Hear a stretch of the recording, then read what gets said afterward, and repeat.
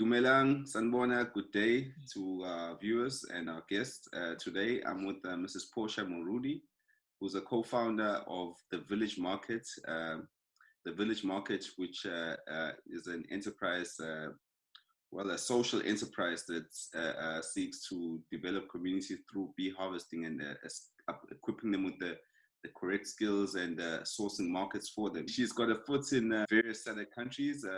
One is Zimbabwe, and she's also got a project in Mozambique, and obviously in South Africa, which is a home country. Sis Portia today will be doing a slide to also, introduce her correctly. She's a philanthropist, she's a social entrepreneur, and she's also featured in Forbes magazine through some projects that she's running. So she really is a force to reckon with. And the theme for conversation for today is driving rural transformation through apiculture. Apiculture being the harvesting of bees. So thank you, Sis Portia, for being here today with us. Thank you, Becky. Thank you for having me. So I believe that you're going to present to us today.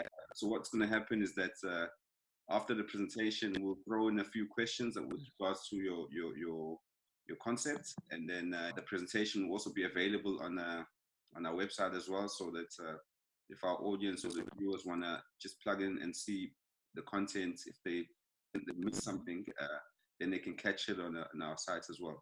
And this conversation will be available also on our YouTube channel as well. So I'll just leave it to you then, just plugging in the presentation. Okay, as you have introduced me, my name is Portia Morudi, and I'm the co-founder of the Village Market. How the Village Market actually came about is that in 2012, my grandfather at the time was 86, invited all the grandchildren to attend a course in beekeeping. And this is after many years of having grown up in a rural community. And we had a house where bees would settle in the roof of in the ceiling of this house, produce so much honey that the ceiling would cave in. So we had the same problem, swarming season. Bees would produce so much honey, cave in the ceiling, and it has to be fixed. We kill the bees. And after many years of this ongoing killing of bees, decided on a different course to say, take all the grandchildren in a course in beekeeping and let's see what comes out of that. I enjoyed it so much. At the time, I was the candidate registrar at Mill Park Business School. Almost immediately quit my job to pursue beekeeping, because what I didn't realize is that bees were dying out. And here I was, one of the many that considered bees to be actually pests, killing them out and not realizing their impact on the environment. And that's why I set out on this journey, including the poverty that I realized was in our rural communities. I think our reality, which is quite sad, is that most of our rural communities, we have vast land, but so we have a wealth of land. Unfortunately, most of it is underused, and that was the reality in Winterveld. And we thought, how we introduce beekeeping, so bees need environment to thrive. So their natural habitat is one of the reasons why bee populations are declining. And then here's rural communities that have a wealth of land, and yet poverty is rife. And that's why we set out on this journey of setting up the Village Market, of saying we'll train villages that have natural resources in sustainable beekeeping, and then we buy back the produce and the byproducts and send it out into market. And really, that was our call to action, including the fact that by market, I know most of our projects, especially in rural communities, they do not survive due to access to markets. So you have a lot of sustainable subsistence farmers. A common struggle that they have is that they do not have access to markets for their produce. So a lot of projects are set up in these rural communities, and most of them don't survive. and mainly due to not having access to markets. And to cut that, we realized that there was already a global shortage of honey, because most of our honey that's in South Africa now was coming in from China and Argentina. So we thought, create a brand that will speak to the honey that's coming in from these communities, and how we've managed to sell it. It's mostly through corporate gifting, because we wanted to tell a story of saying, how do we resources to empower communities and save the bees at the same time. And our business model is quite simple.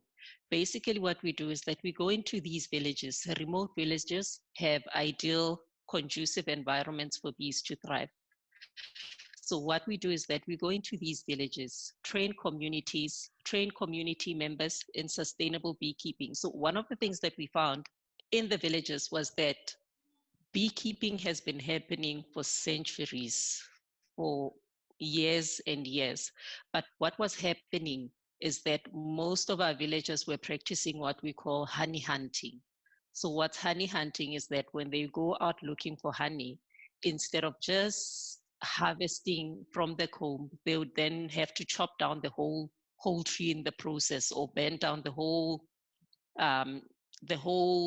area just to get to that honeycomb. And we said, how do we go into these villages, train them in sustainable beekeeping, and then we buy back the produce from them. So you also have to provide them with implements, and then we buy back the produce from them with continued mentoring. And this has led to projects in areas such as KZN in South Africa, Mozambique, including Zimbabwe, with a similar concept of saying, go into the communities, train them in beekeeping and nature conservation, and then buy back the produce from them with continued mentoring. And we've successfully done that. One of the important elements to note is that with communities, what we have found is that the minute you go with a mentality of saying you're going to save the community, then you totally lose them. Our approach was going into these communities and saying, how do we work together?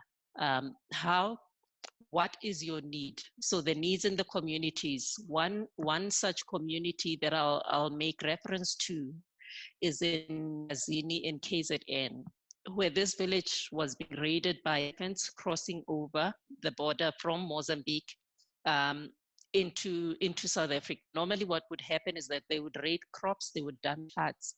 And that was the community's fear. They said, we have this ongoing with these elephants, and what happened is that either through confrontation is killed.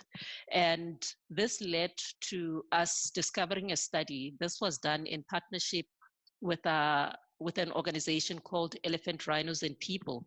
We came across a study by Dr. Lucy King in Kenya, where they had a similar project, and they introduced human-elephant conflict management. How is that done? Elephants have a natural dislike for bees. So they started setting up bee fences around the villages to deter these elephants. And a similar model we applied in Gazini. To this day, they haven't had elephant raids. So what that does is that it's saving the elephants, it's saving people, it's saving bees. How is it saving the people? Because now they have means of income through this honey, where else the main need for them was keeping out the elephants. I've spoken on environmental impact to date. To say, as is, bees pollinate at least 80% of our crops. So it's every person's responsibility to do their part in saving them.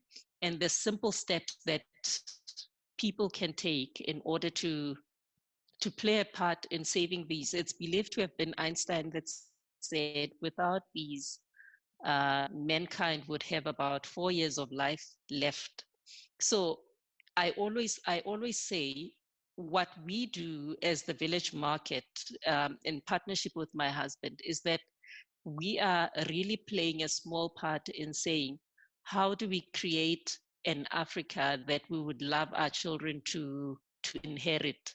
It's a sad reality to hear that you'd have only about 4 years of life left if we didn't have bees, because they pollinate 80% of our crops.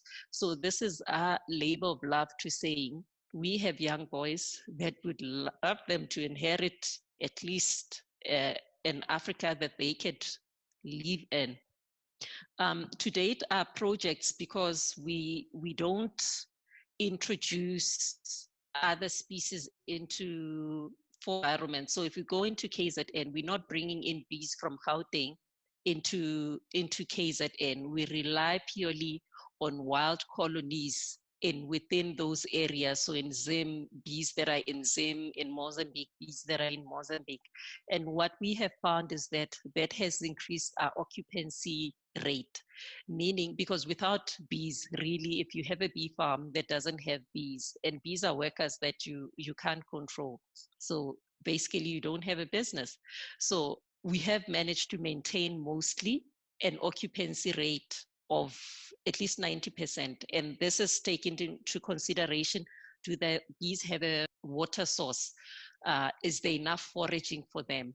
And we have successfully managed to keep these projects going for at least since 2015 now. The projects have been continuing. Wild colonies have been working better. We're maintaining that as a form of saying we do not want to introduce any diseases that might be available in the outside surrounding provinces or countries. Planting of suitable crops I've spoken to. Each one can play their part in saying, plant crops that will help bees thrive. Not only that, in communities, we know that mostly in Africa, we rely on charcoal. Charcoal requires us to be chopping down trees. How do we tackle deforestation? And that's one of the things we wanted to do, to say, introduce seed banks, introduce seedling banks, whereby we can distribute trees, we can distribute flowers, we can distribute plants, which we have now set up in Winterveld, a seed bank where we can distribute these plants to different communities to assist with planting ideal foraging for the bees. Our business or our social enterprise wouldn't exist outside the people that we work with, the communities that we work with. I'll tell you a story, Becky. When we started, I mentioned that we started in 2012. Yes. Our business really, when we started, it was founded on a premises that, you know what, really there's a global shortage of honey, and there's this need of bees and environments, and having grown up in a village, we are going to make so much money from this initiative. That was really part of the initial thought process. But our business failed after much success. Between 2012 and about 2014, we were soaring. And then it failed in 2014. And that's when we redesigned our model, because the initial model said, we own the hives and we ask a farmer or community to place our hives there. And then when harvest time comes, we take all the honey and then we go. So the farmer will benefit because the bees in the farm will increase the quality of the crops and the yields and so on.